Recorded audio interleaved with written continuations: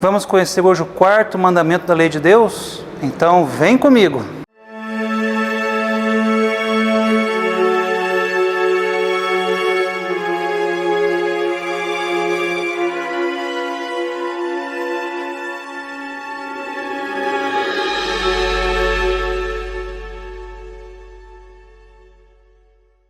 Olá, salve Maria, sejam todos bem-vindos ao programa Nossa Igreja Católica. Eu sou Mário Boldrini e quero te convidar a conhecer melhor a nossa fé, algumas curiosidades e muita informação sobre a Igreja de Cristo. Já lembrando que se você não é inscrito no canal Rosa Mística Pinhal, você pode se inscrever e ativar as notificações para ficar por dentro de tudo que rola aqui na paróquia do Divino Espírito Santo e Nossa Senhora das Dores, aqui em Espírito Santo do Pinhal, São Paulo. Você pode também curtir a nossa página no Facebook e também mandar a sua sugestão, a sua dúvida, a sua crítica, o seu elogio para o WhatsApp 3651 3046, que é o WhatsApp aqui da paróquia. Tá joia? Você pode compartilhar também esse vídeo se você acredita que alguém necessita desse conteúdo de fé, doutrinário, catequético, né? Alguém que precisa se fortalecer mais na sua fé, conhecer um pouco melhor sobre a Igreja Católica. Você pode compartilhar esse vídeo e ser missionário na vida dessa pessoa. Tá joia? Dito isso, então, vamos para o tema de hoje. Nós estamos caminhando pelos 10 mandamentos da lei de Deus, né? Pelo Decálogo. Nos últimos 3 programas, nós falamos um pouco sobre os 3 primeiros mandamentos, né, que estão na primeira tábua. Vamos começar hoje a falar sobre os outros 7, que estão na segunda tábua.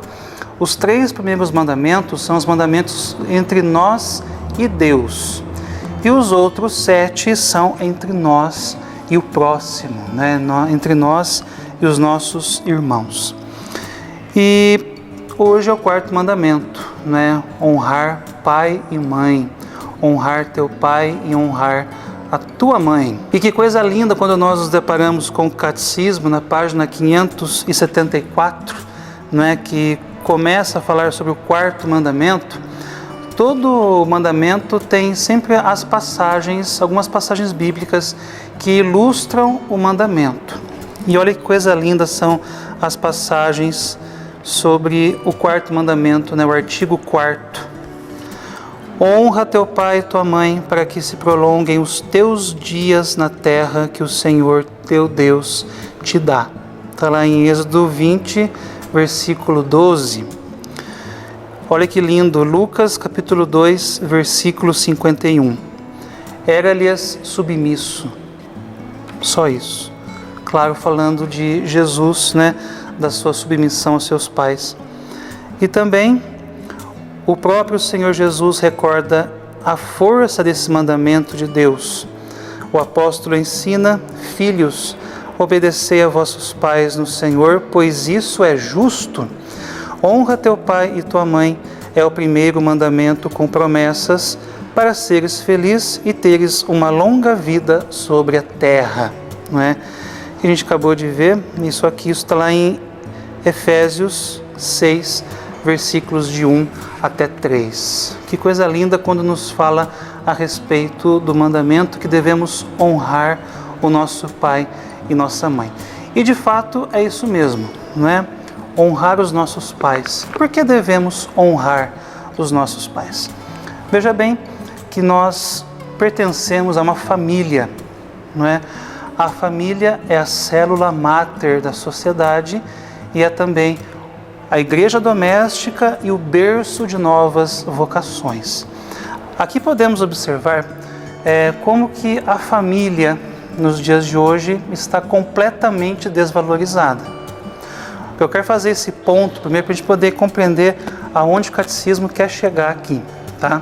A família hoje, ela é desvalorizada nos meios de comunicação social, na mídia em geral, em muitos e muitos discursos que nós vemos aí em ideologias estapafúrdias que dominam o mundo, sobretudo o feminismo, né, que degrada a figura da mulher e degrada tudo aquilo que a mulher acha que ela deve ser ou aquilo que ela pensa que ela é de acordo com o pensamento feminista, e uma das coisas que o feminismo mais faz é destruir a mulher, não é? Não ajuda em nada a mulher, não é? Naquilo que ela, no seu papel na sociedade, de fato, que a mulher deve ter, não é? E pode ter. O feminismo, em vez de ajudar, vai lá e destrói a mulher, não é? E muitas mulheres não percebem isso. Então, o feminismo mesmo, um dos discursos mais arrogantes e ridículos que o feminismo tem é de que a família é a destruição da sociedade, que a família deve ser destruída porque existem tantos e milhares de tipos de família, que a família tradicional oprime esse tipo de família, não é? Olha só, família tradicional, viramos família tradicional, não é? Em vez de sermos família, viramos família tradicional. E é justamente essa família que oprime a sociedade. Isso é ridículo, gente. É ridículo a gente pensar dessa maneira. A família, torno a dizer, é célula máter da sociedade, é berço de vocações dentro da igreja e é a nossa primeira igreja doméstica. Como é lindo quando nós vemos família que reza, não é? Tem até um canal de televisão que prega muito essa ideia, né? Família que reza unida, permanece unida. É a igreja doméstica, família que reza o terço, família que faz novena de Natal, família que se prepara para a liturgia, família que reza antes das refeições, família que reza após as refeições, famílias que rezam antes de dormir. É por isso que a família é a igreja doméstica, porque é onde nós aprendemos a rezar a Ave Maria, é onde aprendemos a rezar o Pai Nosso, não é? Isso não é papel da catequista, pode até ser, né, para aprimorarmos as nossas orações, mas a Ave Maria, o Pai Nosso e o Glória, as orações principais da nossa fé, nós devemos aprender dentro da família, não é? Se você é filho e aprendeu essas orações em casa, você é privilegiado, porque a sua família é uma família pautada no amor de Deus. E se você é pai e mãe, eu acredito que você tem o dever e a obrigação de ensinar os seus filhos a rezar.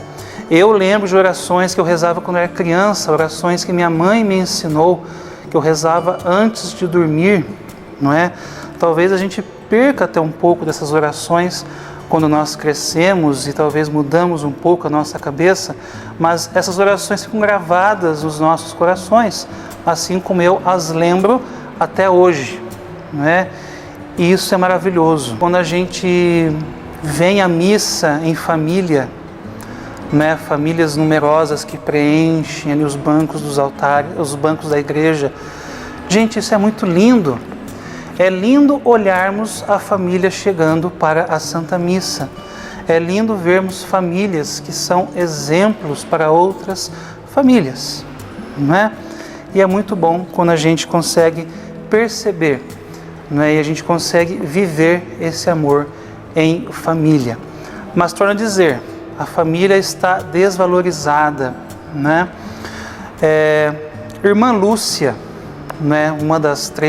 Um dos três pastorinhos de Fátima, já dizia muito antigamente que o combate final entre Satanás e o mundo, né, entre Satanás e Deus, aliás, vai se dar na família, não é?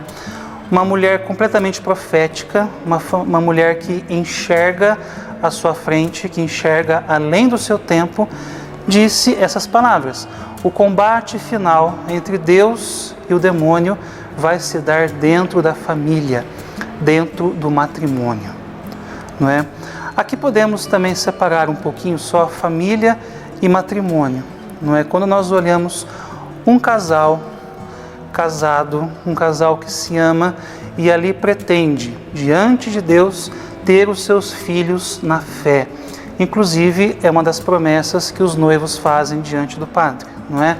Criar os filhos na fé e gerar os filhos que Deus mandar para aquele casal, não é? E depois, quando Deus manda esses filhos, e esses filhos crescem, né? Aliás, quando a família já se forma ali, quando a mulher engravida, não é? Deixa de ser um casal para ser uma família, porque os frutos do matrimônio estão chegando. Então, quando Deus manda os filhos, é obrigação de um casal católico, cristão, instruir os seus filhos na fé, tá?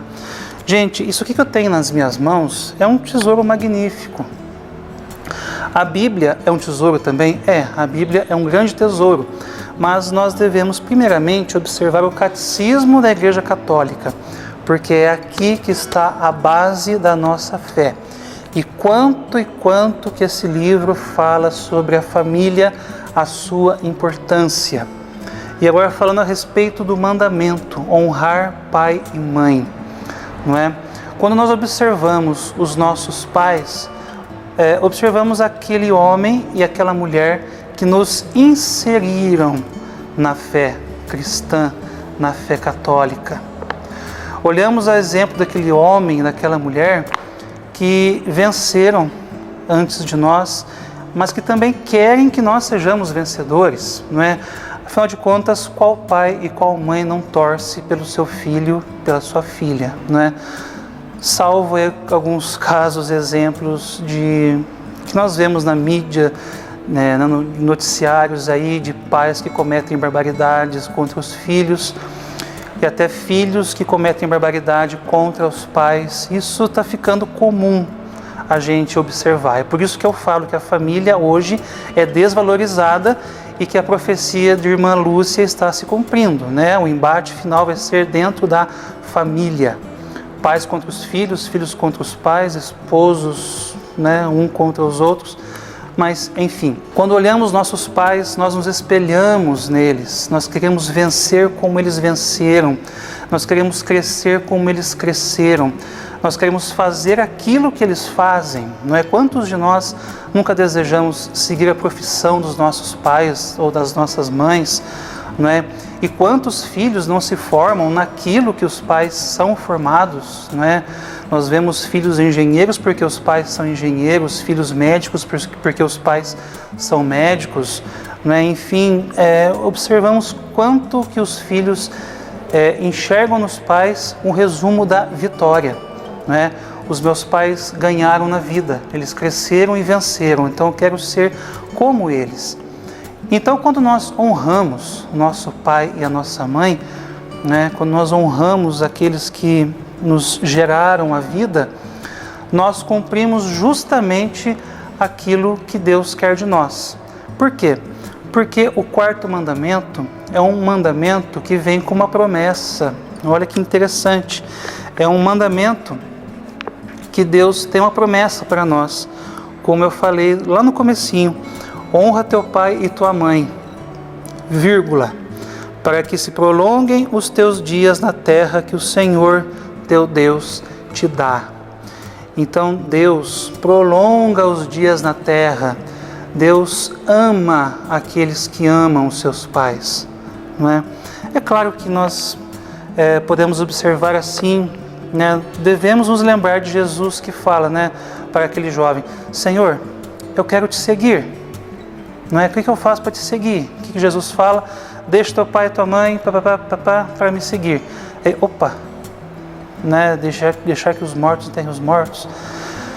Jesus está contrariando um mandamento de Deus? Não. Jesus não está contrariando um mandamento de Deus.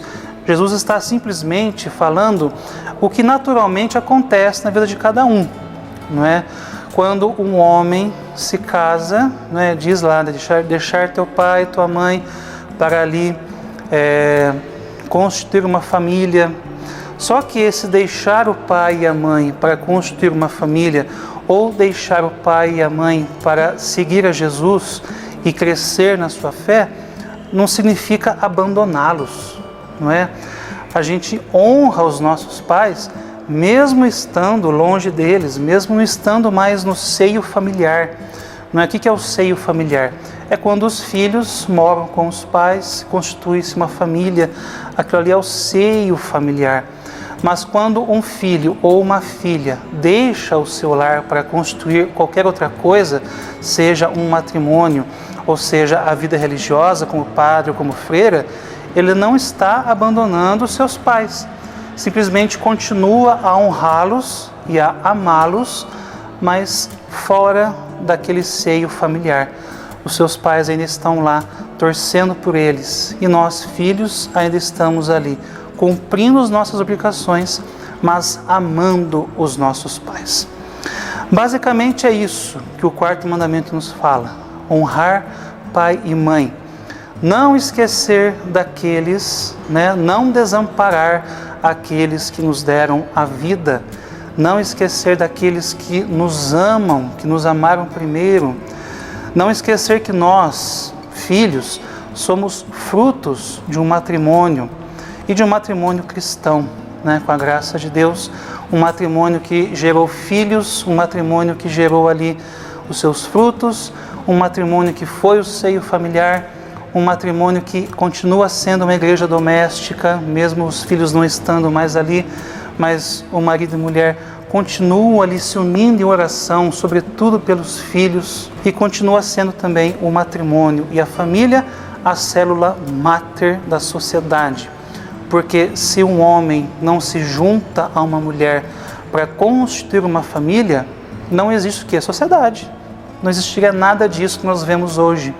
Se nós estamos aqui hoje, se vocês estão me assistindo, se eu estou falando com vocês, é porque nossos pais se amaram, porque nossos pais constituíram uma família, com a graça de Deus. Muito bem, encerramos por aqui, o programa de hoje falando sobre o quarto mandamento, honrar pai e mãe. Lembrando sempre que a família é plano de Deus. A família jamais vai ser uma destruidora de tantas e tantas coisas que muitas ideologias hoje querem que a gente engula.